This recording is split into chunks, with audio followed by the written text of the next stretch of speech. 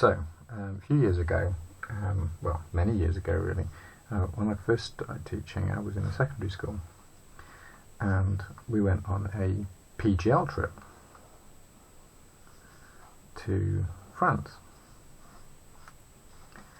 And one of the day trip parts of this was a trip out to the Eiffel Tower, which is fantastic, a really enjoyable trip.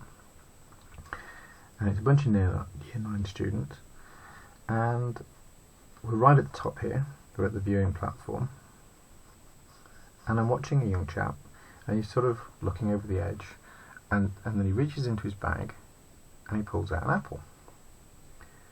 But he doesn't start eating it, he's sort of looking at it and contemplating it, and then he looks over the edge again, and it suddenly dawns on me what he's thinking of doing.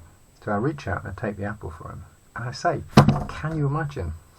There you go. I said, can you imagine what would happen if you threw this off here? And he says, no, I can't. That's why I was going to do it. So this lecture is sort of born out of that incident of a student's question about an apple and how fast it would hit the ground. So I had to think about this, and there's a couple of equations that we need to use. And the first one is this one. This is mass, gravity, and height. And this is joules for energy. And this is equal to potential energy. It's the potential, but not the actual, the potential the energy of the object has as it falls. And this will be converted into kinetic energy. And therefore this will become joules being equal to half the mass times the velocity squared. So these are the two equations that we're going to do throughout this lecture, and it's this point that we're going to use this equation to have a look at how we rearrange equations and how we do algebra.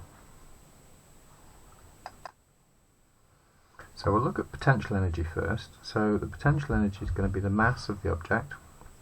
In this case we've got a small apple at about 101 grams, so that's 0.101 kilograms, and that's going to be times 9.8 meters per second multiplied by the height. Now roughly it's 300 meters from the viewing platform. I think it's actually about 329, but 300 is a nice round number, so we'll go with 300 meters. So that would give us a potential energy of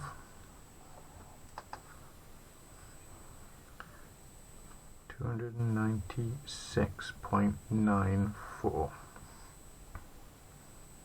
joules. So mgh is equal to joules, and that's equal to half the mass, the velocity squared.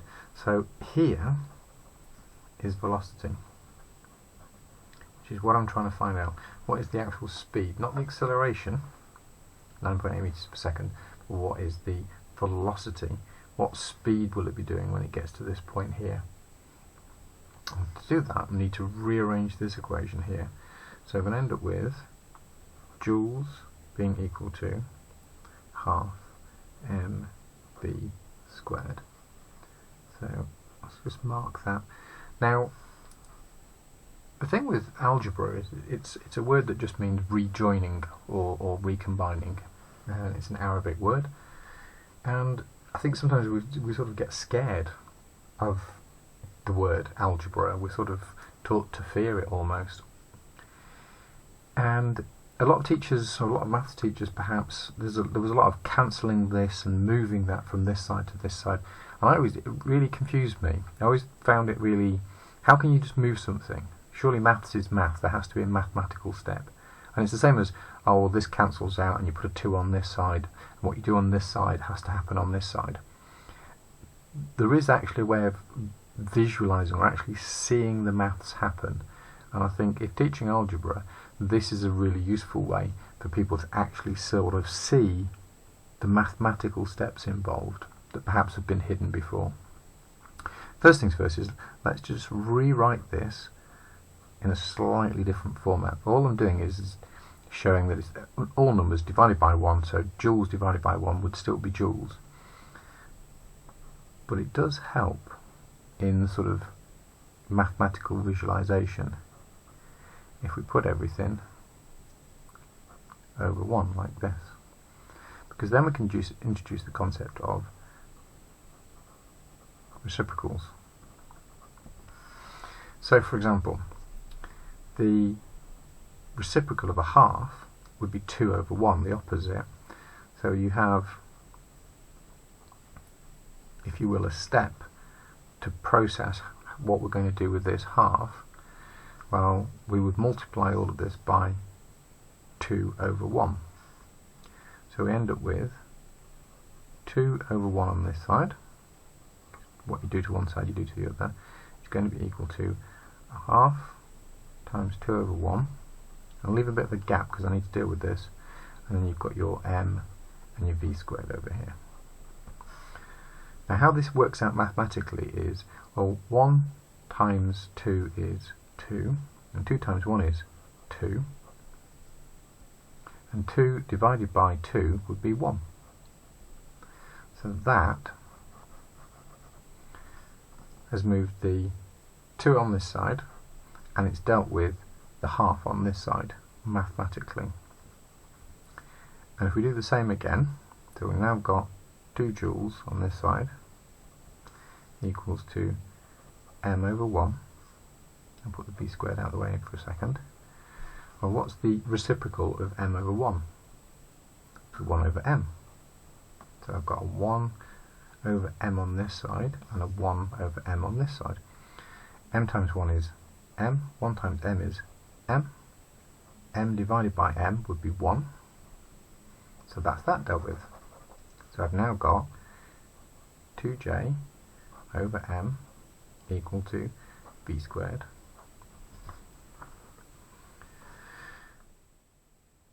All of this is equal to v squared, and the reciprocal, or the opposite of squaring, would be a square root. So if I do 2j over m would be equal to, but actually to simplify this, just common sense, we would leave it as 2 joules over m equals v. That's how we've used reciprocals to rearrange the equation. So now we can plug our numbers in. So if we look at our numbers, we've got the square root of 296.9, 297 multiplied by the 2 divided by 0.101 kilograms. So that will be equal to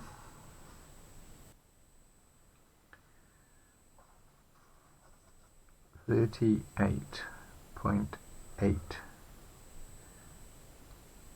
meters per second.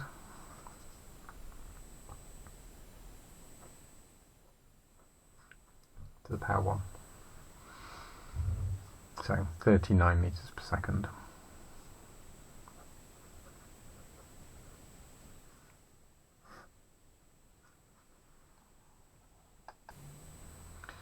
That's going to work out to roughly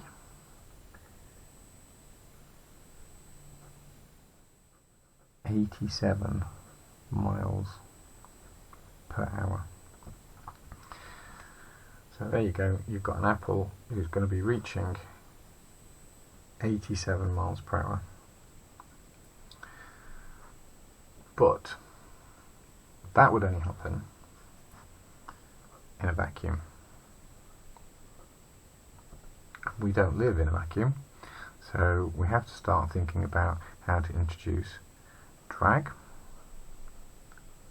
and terminal velocity, because as this is falling down, it's got a surface area and the air will be pushing against it and slowing it down. So we've got another equation that we need to put into this to get the full story. The equation we're looking for is V, velocity. I'm going to use a little denoter here. Okay, these don't have a mathematical value or terminology, they are just like little notes that you add just so that you can identify different parts of, like, so we're talking about velocity in various different places, then this is terminal velocity, so it just helps us identify it. And the calculation for that is very similar to velocity. It's twice the mass times gravity, so in effect part of the potential energy, if you will, and that's divided by the drag coefficient. This is a spherical object, so it'll have a fixed value that will have been calculated for objects like that. It's called a coefficient. We need the drag coefficient, a little d there, just so we know what we're talking about, times the density of the air that it's travelling through. So as it's travelling through a fluid, obviously that will have density. I mean, liquids are thicker and air is thinner, so you've got the density of the material that's passing through, and that will be 1.29 kilograms per meter cubed.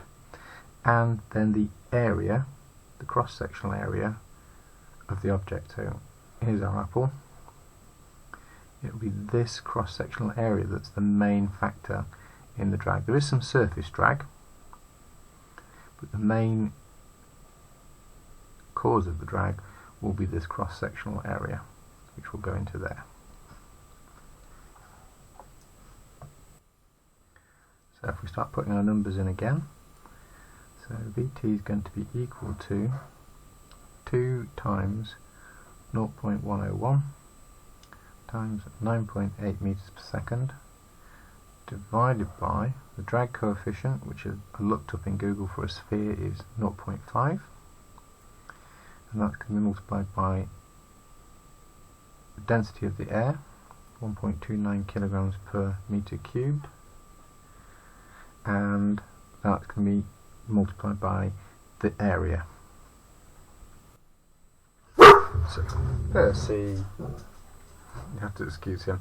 So we'll need to do a quick sort of area calculation. That's a little bit, it's about the same sort of size, and it allows a little bit for the surface drag that we've created as well. So if we take that, it's a nice shape. You imagine the air is pressing up against that as it's trying to move downwards, and the area that we've got for that, it was about 60 millimeters across. So we've got an area of about 0.00194 meters. That should equal 31.7 meters per second minus 1. So the velocity can't be 39 because of this area. It'll reach a terminal velocity. So that's going to work out at roughly 70 miles per hour. So dropping an apple approximately 300 meters, where the energy would be 296 joules, 297 rounded up. We've rearranged the equation using reciprocals.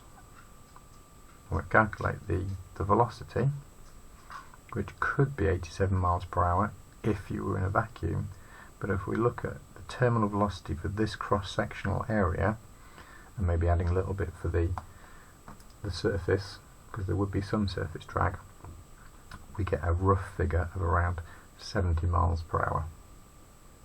Hope you found that useful. I hope you find the way of rearranging it. I know it's a little bit long-winded, but it's a good habit to get you started because you can see mathematically where things are going. Now we will need to do one of these again, especially when we look at things like the Suvat equations. Do be quiet, Percy. The Suvat equations, because they deal with